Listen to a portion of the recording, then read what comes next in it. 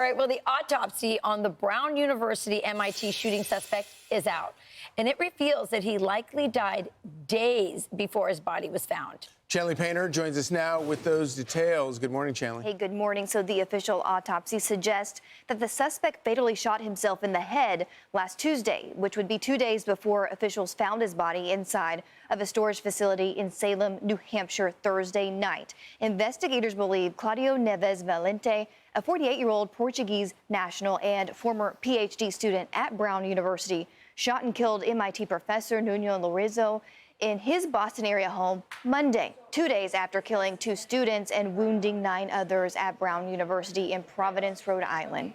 Officials say the suspect had no known connection to the victims at Brown, but that he and the MIT professor had attended the same school in Portugal in the 1990s. The FBI and ATF say that ballistic and DNA evidence all tie that suspect to both the mass shooting at Brown and the murder of the MIT professor, but they are still looking for a motive. They need to kind of dig deeper and understand what that intersection was, what motivated him. They're also still looking, Griff, for anyone who could be knowledgeable of, either complicit with, wittingly or unwittingly, in his plan. So what has he been doing for the past almost 23 or so years? And today, police are crediting a homeless man simply known as John, who apparently was living in the basement of the Brown Engineering building, for providing a pivotal tip that led the police to the suspect.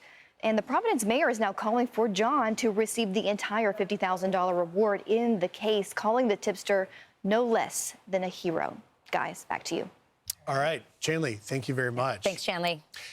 One of the parts of the story that really stands out to me is the fact that this guy, Claudio Neves Valente, came some 25 years ago on a visa lottery program. So 25 years ago, the government thought it would be good to have this lottery process to bring F1 visa students and others from countries that were underrepresented. The problem now is that we realize that what came with having a lottery process, literally it's luck of a draw that you would be selected for a green card to come, a visa program to come to the U.S., just completely flies in the face of national security interest. Because in a lottery random drawing, you have no idea who's getting it. And back 25 years ago when this started, there were concerns that potential terrorists would try and game the system and to get these things. Turns out that this guy was indeed the recipient of that. DHS Secretary Kristi Noem immediately saw that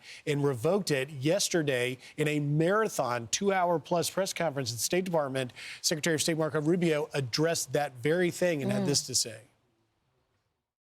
Our visa system, who you allow to visit your country should reflect the national interest. We said that from the very beginning. It was one of the directives that we got from the president. It's one of the things he ran on. And the law gives us the right, and in fact, I would argue the obligation to remove people like that from our country. And we're going to continue to do it. I mean, it's as simple as that. I mean, sometimes somebody comes in and says, oh, I want to come in as a student. They're here as a student, and then once they're here, they're involved in nefarious activity. We're going to remove them from the country. If you have the power to deny someone a visa before they get one, you most certainly have the power to revoke it once they get one and then do something they shouldn't be doing. So there's a variety of reasons why visas are denied, but all of them are because it implicates our national interest or national security in some way. Yeah, I didn't know that we were still doing a lottery system. Good for Kristi Noem for immediately revoking that and keeping us safe, as she's been trying to do so well throughout the last year. I'm Steve Ducey. I'm Brian Kilmeade. And I'm Ainsley Earhart. And click here to subscribe to the Fox News YouTube page to catch our hottest interviews and most compelling analysis.